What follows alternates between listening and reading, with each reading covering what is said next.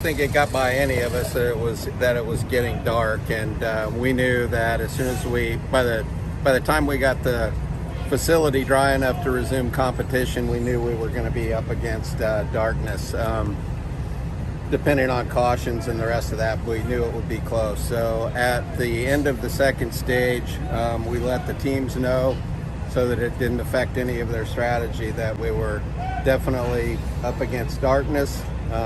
It could have come less earlier if there had been more cautions. So we just felt like it was getting too dark and we needed to call it. It's really just as simple as that. Did you feel you had to let some of the race play out? You didn't want, guys caught on pit road and things like that. You had to wait for a cycle? No, I don't think we had to wait for a cycle. It was completely based on the raceability of the track.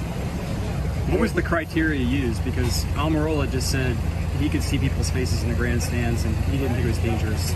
Well, so there's a little bit more to it than that. We rely on the communication from the teams and the spotters. They were about half thumbs up and half thumbs down. We have tinted glass on the front of the tower, and it's much harder for us to see out. So it started to become a little bit like iffy for us, even knowing which car was which. So a lot of factors go into that one. Scott, what kind of changes would you make or think about making just as far as procedurally, considering what happened at the start of the race? Well, so we were consistent with how we've always handled that. Again, we rely on driver communication through the scanners, spotters, all of our people out in the corners. It obviously didn't work out today. We got caught out by a kind of a quick sort of pop up there in turn one. The corner got wet really quick. We can always look at being more conservative, but we did do and follow the same protocols that we always do under those circumstances.